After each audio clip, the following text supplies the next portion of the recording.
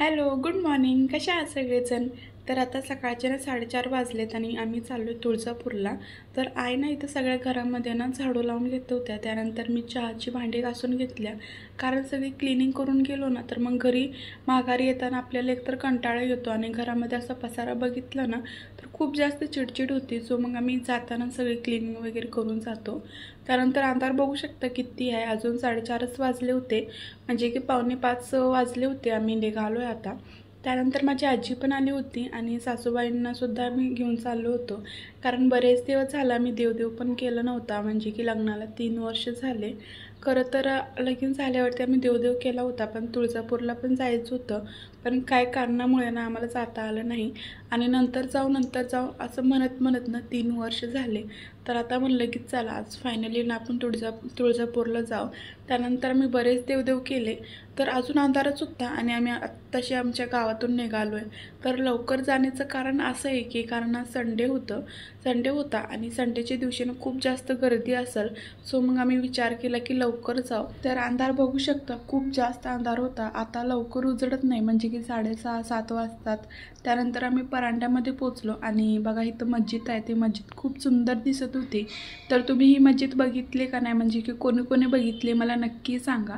त्यानंतर आम्ही ज्या रूटने जात होतो ना ती रूट ना इतका बेकार होता ना, रोड अजिबात चांगला नव्हता. म्हणजे की ह्यांनी शॉर्टकटमध्ये घेतलं होतं, पण मला खूप त्रास झाला. माझ्या पोटात इतकं जास्त दुखत होतं ना, काय बोलूच नका. त्यानंतर इथं बघा उजडलं होतं आणि सूर्य उगवताना किती छान आणि सुंदर वाटते.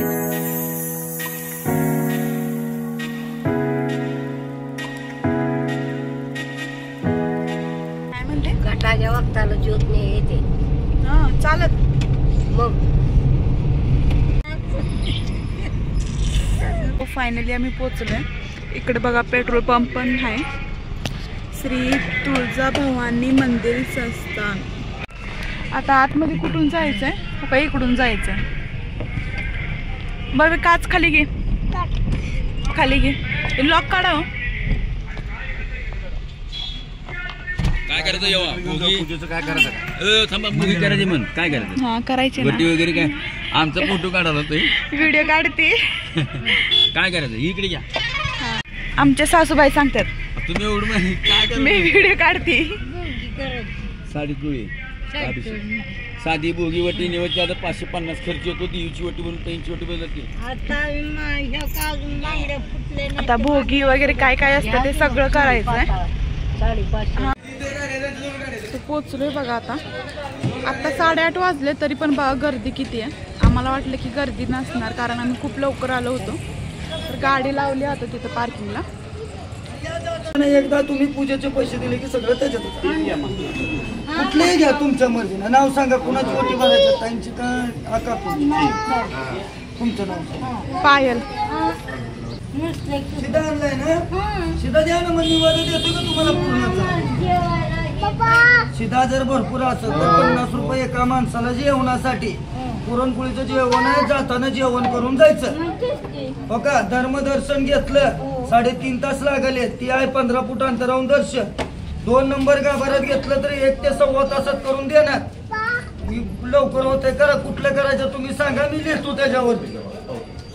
कुठलं पाहिजे बघ तुला आता. कुठलंही दर्शन घेतलं तर तुम्हाला लांबूनच दर्शन आहे.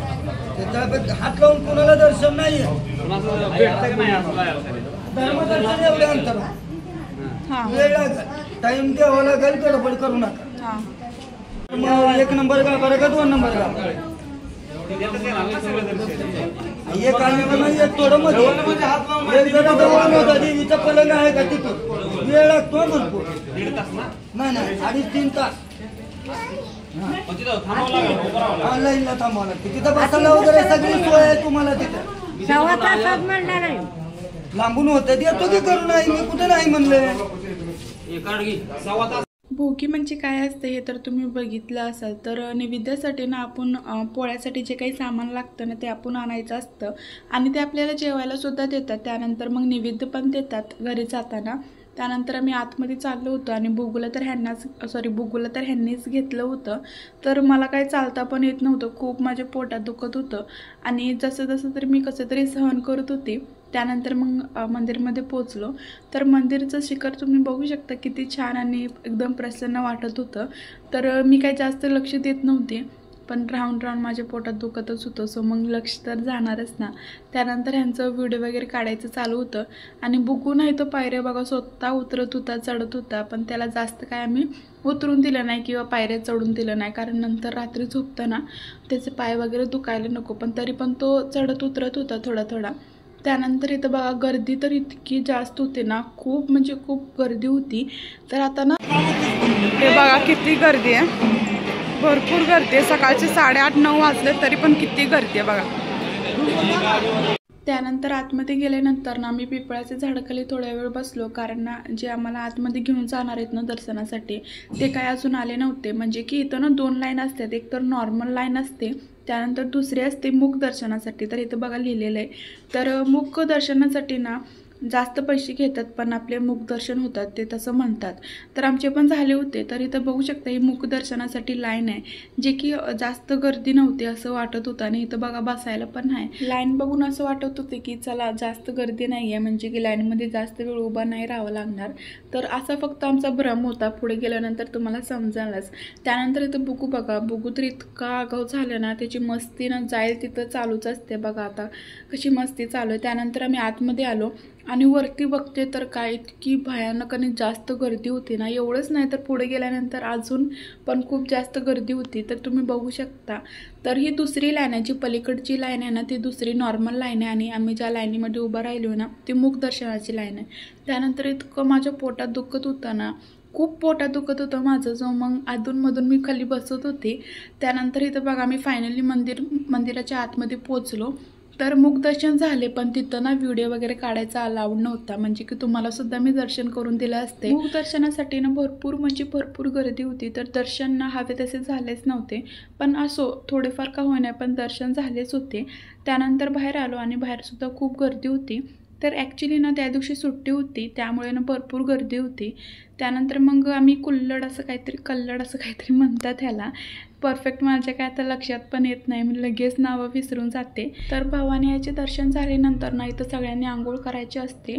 हवं तर तुम्ही हातपाय पण धुवू शकता. तर आम्ही सगळ्यांनी हातपाय धुवून घेतले आणि बुगूचे सुद्धा मी हातपाय धुवून घेतले. त्यानंतर मग इथलं सगळं झाल्यानंतर ना आम्ही बाहेर गेलो, आणि बाहेर गेल्यानंतर ना जे देवीचे हिरव्या बांगड्या असतात ना ते घालून घेतले, आणि 2-2च घातले होते. त्यानंतर मम्मीसाठी मामीसाठी आम्ही सगळ्यांसाठी ती चुडी घेतल्या होत्या. त्यानंतर मग प्रसादासाठी ना पेढा घेतला. तर पेढा ना आम्ही तर चेक करून बघत होतो, कारण ना ते फसवतात सुद्धा, कारण ते पूर्ण साखरेचं सुद्धा असतं, असं काय काय देतात. तर आम्ही इथं चेक करून बघितलं आणि मग प्रसाद घेतला. त्यानंतर मग आम्ही थोडंसं पाणी वगैरे घेतलं आणि बुगूसाठी चॉकलेट्स वगैरे घेतले, कारण तो खूप हट करत होता मला चॉकलेट पाहिजे म्हणून. त्यानंतर आम्ही मग रस घेतला. सिरियसली सांगते, माझ्या पोटात इतकं भयंकर दुखत होतं ना, मला लाईनीमध्ये सुद्धा उभं राहावं वाटत नव्हतं. पण कसं बसं करून मी उभा राहिली लाईनीमध्ये, आणि देवीचे दर्शन झाल्यानंतर मला खूप भारी वाटत होतं. त्यानंतर मग गाडीमध्ये आल्यानंतर ना मी आजीच्या मांडीवरती थोडे वेळ झोपले.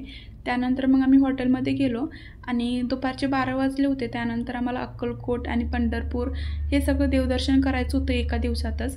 सो मग जेवण वगैरे झाल्यानंतर ना आम्ही डायरेक्ट गेलो अक्कलकोटला. त्याचासुद्धा मी लॉंग व्हिडिओ लवकर शेअर करणार आहे. त्यासाठी चॅनलला सबस्क्राईब करून घ्या. चला बाय.